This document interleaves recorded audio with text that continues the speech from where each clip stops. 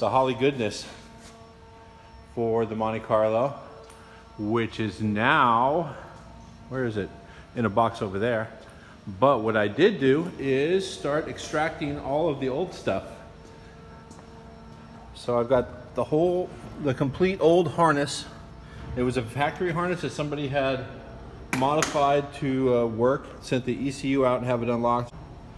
But the problem was some of the connections weren't so good and the wires were routed in a questionable manner, and the car was becoming undependable.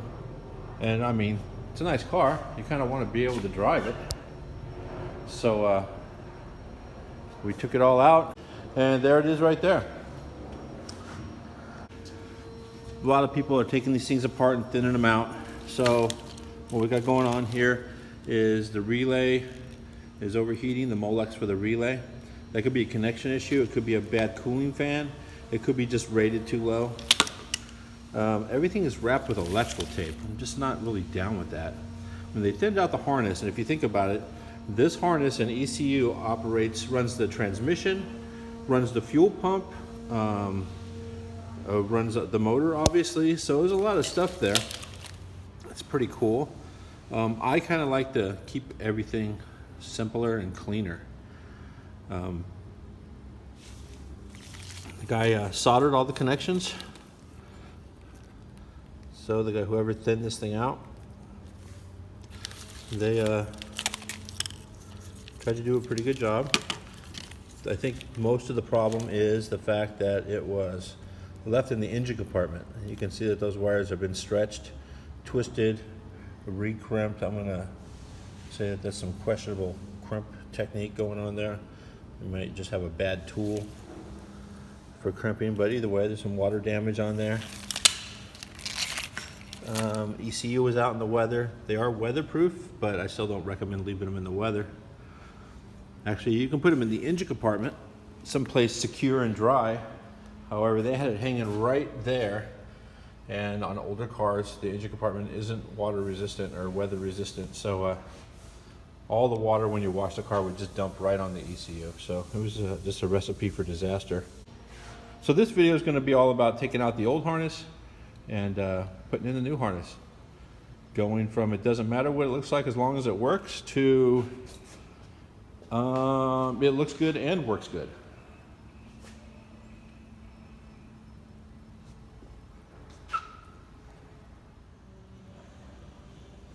Here's the new harness. So this is the complete engine management harness. This is the injector harness, and inside this box right here is the harness that goes for the transmission. Transmission harness, injector harness. If you have different injectors for a different motor, they have a harness already prefabricated. And the engine harness. So let's start putting it together.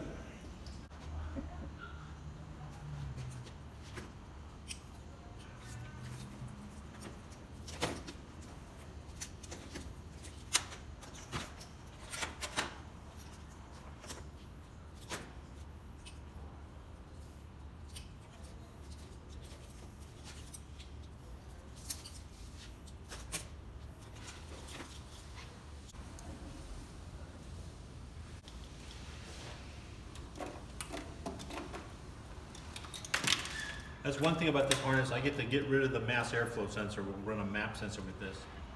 So that's a step in the right direction. That'll keep the intake looking clean and sano.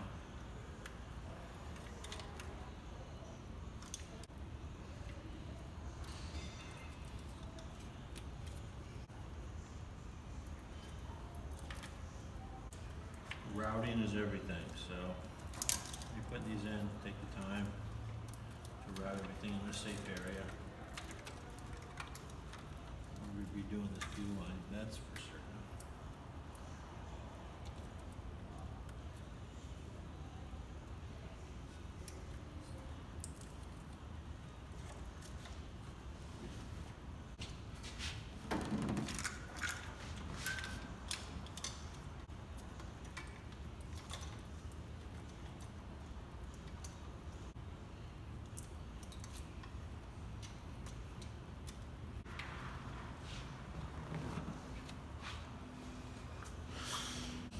Okay, one thing you have to do before you go and start running the harness and everything is get under the dashboard, find a good location for the ECU, ECM, and a good spot to punch a hole through the firewall that's kind of low enough that it's not super visible from the engine compartment. But on this vehicle, I mean, the firewall is not smoothed out or anything. So as long as it's a safe spot, we'll punch a hole through the firewall, run the harness through. Because we're running the plugs that actually plug into the ECM, they're kind of large and there's a few of them. So we have to make a large hole, and then we'll make a block off plate for it that reduces the size, paint it, make it look nice and everything. And so it needs to go through the firewall in a safe location, and then go to the ECM. So we have to go find a good spot for that. So there's a few things to take into consideration. The length of the harness, which I really like the Holley harness. It's long enough if you want. You can run the complete harness down the center console, underneath the center console, and put the ECM under the seat if there's no room in the dashboard, which I haven't even been under this dash. It's possible that that's what we're going to end up doing. So let me check that out. Okay, so I found a spot to mount the ECM. I'm going to mount it. The dash pads on Monte Carlos are removable. It's sitting in the back seat. You can spot it there. And it comes out with just some Phillips head screws, not a big deal. There's clips to hold it on in the front. But you can see right there, I put the ECM right above the glove box. I want to get a different style. This has like a hardened AC vent tube or duct. It wasn't hard plastic, it's just a hardened paper. I'll get a new one that I can reshape. Vintage Air makes those. And reattach this corner vent through that. It'll go right above it and be oval instead of round. So the ECM will be right there underneath the dash pad. And I'll put the tune wire and the cable and everything inside the glove box, along with the touchscreen. That's it for now. So what I have to do now is punch a hole through the firewall, large enough to run all the harness through, and then install the harness.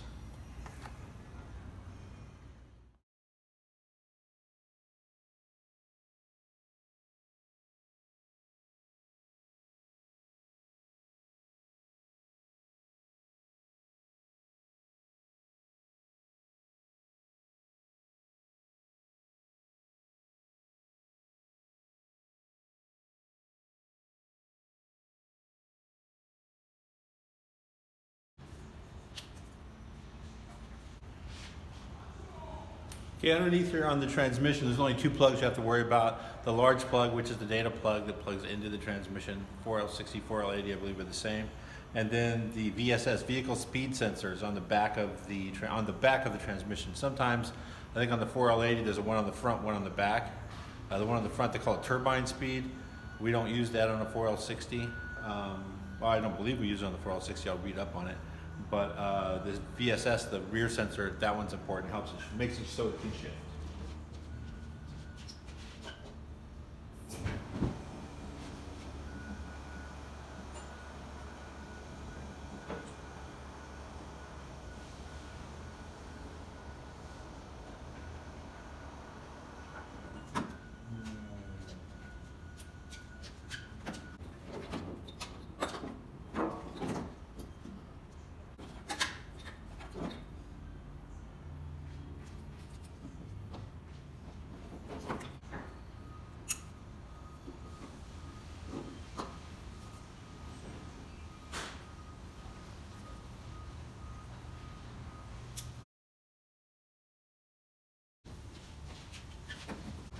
So here's where we got so far. The Holley Terminator harness is installed. I'm ready to punch some holes through the firewall. Transmission harness is right there. Once again, punch a couple holes through the firewall in the back in a stock location. Route them in. The ECU will be underneath the dash pad, above the glove box. Should be pretty clean. This car is pretty original with the exception of the rims and tires and the motor and the transmission. So I'm going to do as minimal amount of damage to it as possible. It's turning out pretty good. See you guys soon.